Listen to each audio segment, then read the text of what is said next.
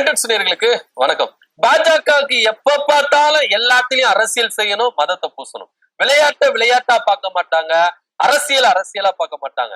இங்க எல்லாத்துலயும் ஒரு மத சாயத்தை பூசணும், அரசியல பேசணும். இதுதான் இவங்களுடைய வாடிக்கையாவே இருக்கு அப்படின்னு பல கண்டனங்கள் எழுப்பிட்டு இருக்கு. T20 உலக கோப்பையில இந்தியா மாபெரும் வெற்றி பெற்றாலும் இத கொண்டாடுறதா சந்தோஷம் அடைகிறதா இப்படின்னு டிஸ்கஷன் போறதுக்குள்ளாகவே சில சர்ச்சைகளும் கண்டனங்களும் எழுப்பிருக்கு. அதை பத்தி தான் டமால் டுமில் பாலிடிக்ஸ்ல பார்க்க போறோம். வாங்க பார்க்கலாம்.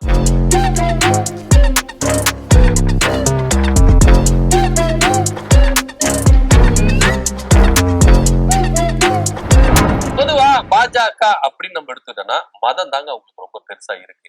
மக்களுடைய நலன், மக்களுடைய மேம்பாடு, சமூக நீதி, சமத்துவம், சகோதரத்துவம் இப்படின்னு அவங்க உள்ளே வரமாட்டாங்க. எதுவா இருந்தாலும் மதத்தை தான் அவங்க முன்னிறுத்தி என்ன பண்ணுவாங்க, அரசியல் செஞ்சுட்டு இருக்காங்க. உத்தரப்பிரதேசமா இருக்கட்டும், அதே போல மகாராஷ்டிராவா இருக்கட்டும், ராஜஸ்தானா இருக்கட்டும், மத்திய பிரதேசமா இருக்கட்டும், எல்லா இடத்துலயும் மதத்தை முன்னிறுத்துவாங்க. போன வருடம் நம்ம கிறிஸ்துமஸ் போச்சு, அந்த டைம்ல கூட நிறைய இடத்துல என்ன பண்ணாங்க, சர்ச்சு தேவாலயங்களுக்கு சென்று என்ன பண்ணாங்க, பாதிரியார்கள் என்ன பண்ணாங்க, அடிச்சு துன்புறுத்தினாங்க, ஜெய் ஸ்ரீராம் அப்படின்னு சொல்ல சொன்னாங்க. இப்படி பல சேட்டைகளை பண்ணிட்டு இருந்தாங்க. ஆனா இவங்களுடைய அரசியல் மதம் அப்படின்றது வட மாநிலங்கள்ல இது செயல்படுத்த முடிஞ்சது, ஈஸியா அங்க என்ன பண்ணிட்டாங்க, செயல்படுத்தாங்க. ஆனா தென் மாநிலங்கள்ல அது இருக்க முடியுதா அப்படின்னா அது கிடையவே கிடையாது. குறிப்பா தமிழ்நாட்டுல நீங்க எடுத்துட்டீங்கன்னா பாஜக எந்த ஒரு மத அரசியலும் முன்னெடுத்து இங்க செயல்பட முடியாது, அதை முறியடிப்போம் அப்படின்றதுக்கு பல விஷயங்கள் நடந்திருக்கு. சமீபமா திருப்பரங்குன்ற விவகாரம், இந்த திருப்பரங்குன்ற விவகாரத்துல எப்படியாவது ஒரு மத கலவரத்தை உண்டு பண்ணிடணும் அப்படின்னு சொல்லிட்டு தொடர்ந்து பாஜகவும் RSSகளும் என்ன பண்ணாங்க, தொடர்ந்து செயல்பட்டாங்க, இந்த அமைப்பினர் எல்லாருமே. ஆனா அது இங்க இருக்கிற திமுக அரசு எந்த அளவுக்கு அத சட்ட ரீதியா முறியடிக்கணுமோ அந்த அளவுக்கு சட்ட ரீதியா முறியடிச்சுட்டாங்க. சோ இப்படியாய் பாஜகவை சுற்றி பல சர்ச்சைகளும் கண்டனங்களும் எழுப்பிட்டு இருக்கு. ஆனா ICC தலைவர் ஜெய்ஷா இருக்காருல்ல, அமித்ஷாவுடைய மகன் ஜெய்ஷா, அவர் தான் ICC-யோட தலைவரா இருக்காரு. ஆனா அவரு இங்க பாஜக, அதாவது அமித்ஷாவுடைய மகன் அப்படின்ற ஒரு ஆதிக்கம் கிரிக்கெட்ல இருக்குது. பாஜகல வாரிசு அரசியல் இல்லைன்னு சொல்லிப்பாங்க. ஆனா நம்ம உள்ள போய் ஆராய்ந்து நம்ம பார்த்தோம்னா திமுகவை காட்டிலும், மற்ற கட்சிகளை, காங்கிரஸை காட்டிலும், மற்ற எல்லா கட்சிகளை காட்டிலும் பாஜக தான் மிகப்பெரிய அரசியல். 3ஆம் தலைமுறை 4ஆம் தலைமுறைக்கும் பாஜகவுல அரசியல் செஞ்சுட்டு இருக்காங்க, வாரிசு அரசியல். அது நம்மளுக்கு வெட்ட வெளிச்சமா தெரியல, ஒரு சிலருக்கு தெரியுது, மற்றவர்களுக்கு தெரியல. ஆனா அமித்ஷாவுடைய மகன் ஜெய்ஷா ICC-யோட தலைவரா இருக்கிறாரு, கிரிக்கெட் வாரியத்தோட அவர் தான் தலைவரா இருக்கிறாரு. கௌதம் கம்பீர் தான் கோச்சா இருக்கிறாரு. சூர்யா யாதவ் அவர் தான் கேப்டனா இருக்காரு.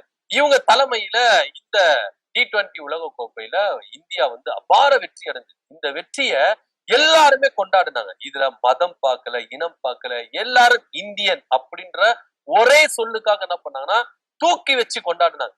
இப்போ நீங்க ஒரு சில அரசியல் எடுத்துட்டீங்கன்னா மதத்தை பார்ப்பாங்க, ஒரு சில சினிமால பார்த்துட்டீங்கன்னா அரசியல் எடுப்பாங்க. ஆனா விளையாட்டு போட்டிகள் அப்படின்னு நீங்க ஹாக்கியா இருக்கட்டும், ஃபுட்பாலா இருக்கட்டும், கிரிக்கெட்டா இருக்கட்டும், கபடியா இருக்கட்டும், எந்த ஒரு விளையாட்டா இருந்தாலும் சரி, அது மாநில அளவுல விளையாட்டா இருந்தாலும் சரி, தேசிய லெவல்ல விளையாட்டா இருந்தாலும் சரி, ஒரு டீம், இந்தியா டீம் அப்படின்னா ஒட்டுமொத்த மதத்தினரும் ஒரே ஒரு இந்தியா அப்படின்ற ஒரே ஒரு சொல்லுக்காக என்ன பண்ணுவாங்க, சப்போர்ட் பண்ணுவாங்க. இதுல அரசியலே பார்க்க மாட்டாங்க சார், எந்த விதமான மத சாயமும் பார்க்க மாட்டாங்க, ஜாதி ரீதியான ஒரு காஸ்ட் ரீதியான எந்த ஒரு சாயலும் இங்க பார்க்க மாட்டாங்க. இந்தியா அப்படின்ற ஒற்றை டீம், அவ்வளவுதான். அந்த ஒரு தேசிய ஒருமைப்பாட்டு இருக்குல்ல, இந்தியா தேசிய ஒருமைப்பாட்டு இருக்குல்ல, அதுக்குதான் எல்லாரும் என்ன பண்றாங்கன்னா தூக்கி கொண்டாடுறாங்க. இப்ப கூட இந்த கிரிக்கெட்ல இந்தியா ஜெயிச்ச பிறகு யாருமே அவங்க என்ன பண்ணல, பிரிச்சு பார்க்கவே இல்லை. முகமது சிராஜ்னு பார்க்கல, சஞ்சு சாம்சன் பார்க்கல, சூரியகுமார் யாதவ் பார்க்கல, முகமது சிராஜ்னு பார்க்கல, சஞ்சு சாம்சன் பார்க்கல, யாருமே பார்க்கல. எல்லாருமே இந்தியா டீம் இந்தியன், அவ்வளவுதான் அப்படின்ற ரேஞ்சில கொண்டாடிட்டு இருந்தாங்க. இந்த கொண்டாட்டம் முழுமையடைறதுக்குள்ளாகவே அகமதாபாத்ல ஜெய்ஷா, கௌதம் கம்பீர், சூரியகுமார் யாதவ் இவங்க எல்லாருமே என்ன பண்ணிருக்காங்க, ஒரு ஆஞ்சநேயருக்குள்ள போயிட்டு கோப்பையோட உள்ள போயிட்டு என்ன பண்ணிருக்காங்க, தரிசனம் பெற்று வந்திருக்காங்க. இப்போ இதுதான் ரொம்ப அரசியல்ல ரொம்ப பேசப்பட ஒரு விஷயமா இருக்கு, சர்ச்சையும் ஆயிருக்கு. இவங்க மதத்தை இங்க உட்புகுத்தலன்னா யாருக்கு எந்த வித பிரச்சனை கிடையாது. முன்னாள் இந்திய கிரிக்கெட் வீரர் கீர்த்தி ஆசாத் அவர் என்ன பண்ணிருக்காரு, கடுமையான கண்டனங்களை தெரிவிச்சிருக்கிறாரு சூரியகுமார் யாதவ் மேல, கௌதம் கம்பீர் மேல, அதே போல ஜெய்ஷா மேல. எதுக்கு இவங்க அரசியல் பண்ணும்? ஒருவேளை அமித்ஷாவுடைய வாரிசு அப்படின்றதுனால இங்க மதத்தை திணிக்கிறாங்களா? இங்க கிரிக்கெட் அப்படின்னும் போது எந்தவித மதமும் இங்க இருக்காது, எந்தவித அரசியலுக்கும் இடம்பெறாது. இதே மல்யுத்த வீராங்கனைக்கு எந்த அளவுக்கு பாலியல் வன்கொடுமை கொடுத்தாங்க அப்படின்னு எல்லா வீரர்களும் எங்களுடைய அவார்டுக்கு எங்களுக்கு எந்தவித அவார்டும் வேணாம், எந்தவித பதக்கமும் வேண்டாம், எல்லாத்தையும் நாங்க என்ன பண்றோம், கொடுத்துறோம், ரிட்டர்ன் பண்றோம். ரோட்ல கொட்டுனாங்க, வேண்டாம் எங்களுக்கு இதெல்லாம் வேண்டாம், ஏன்னா அநீதி நடக்குது, எங்களுக்கு நீதி வேணும். யாருன்னா ஒருத்தர் குரல் கொடுத்தாங்களா?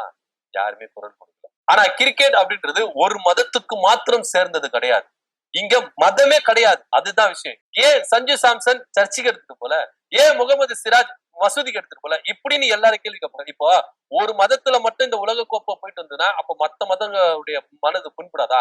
எதுக்கு தேவையில்லாம இந்த அரசியல் செய்றீங்க? முதல்ல இந்த கிரிக்கெட் வேர்ல்டு கப்ல இவங்க கப் அடிச்சாங்களா, அதை கொண்டாடி இருக்கணும். அது நீங்க ட்ரீட் கொடுத்து கொண்டாடுவீங்களோ, என்ஜாய் பண்ணி கொண்டாடுவீங்களோ, அது உங்க இஷ்டம். ஆனா ஒரு குறிப்பிட்ட ஒரு மதம் சார்ந்த ஒரு கோயிலுக்கு மட்டும் ஏன் போயிட்டு வரணும் அப்படின்ற ஒற்றை கேள்விதான் எல்லார் மத்தியிலும் எழுப்பி இருக்கு. இன்னைக்கு கீர்த்தி ஆசாத் அவரு மட்டும் கிடையாது, எல்லாருமே என்ன பண்ணிருக்காங்க, கேள்விகள் கேட்டிருக்காங்க. இது கண்டனத்துக்குரியது அப்படின்னு சொல்லிட்டு கண்டனங்கள் வலுக்குது.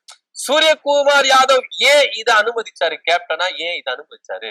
ஒரு கோச்சரா ஏன் கௌதம் கம்பீர் இத அனுமதிச்சாரு? ஏன்னா கௌதம் கம்பீர்ல பாஜகவின் பின்புலம். சோ இவங்க எல்லாருமே சேர்ந்து இத ஒரு மதத்தை திணிக்கிற மாதிரி. விளையாட்டுல எது சார் உங்களுக்கு அரசியல் மதம்? எங்க இருந்து வந்தது?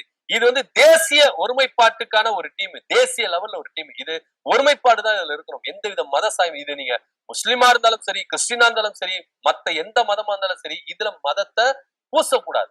ஏன்னா இப்ப மற்றவர்களுக்கும் என்ன பண்ணலாம், அந்த ஒரு ஆசை இருக்கலாம்ல, நம்ம கோயிலுக்குள்ள போயிருக்கலாம் அப்படின்ற ஒரு ஆசை இருக்கு. ஆனா நீங்க ஒரு மதத்தை மட்டுமே சார்ந்து என்ன பண்றீங்க, இது செய்றீங்க. இது ரொம்ப ரொம்ப ரொம்ப வன்மையா கண்டிக்கத்தக்கது அப்படின்றதுதான் எல்லாருடைய, கீர்த்தி ஆசாத் மட்டும் இல்ல, மத்த எல்லாருடைய மனநிலைமையும் தான் இன்னைக்கு இது ரொம்ப பெருசா வெடிச்சிருக்கு. இதுல முக்கியமா சூரியகுமார் யாதவ், கௌதம் கம்பீர், ஜெய்ஷா இவங்க 3 பேரும் மன்னிப்பு கேட்கணும் அப்படின்ற ஒரு விவகாரத்தையும் பொதுவெளியில வைக்கிறாங்க. ஐசிசி அடுத்த கட்ட ஒரு ஸ்டேட்மெண்ட் என்ன கொடுக்க போறாங்க அப்படின்றது தான் பொறுத்திருந்து பார்க்க வேண்டிய ஒரு விஷயமா இருக்குது.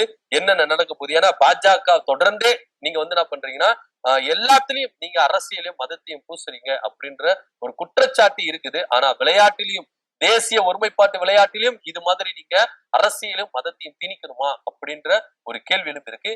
இதுக்கு ஐசிசி ஜெய்ஷா அவர்கள் என்ன பதில் சொல்ல போறாரு?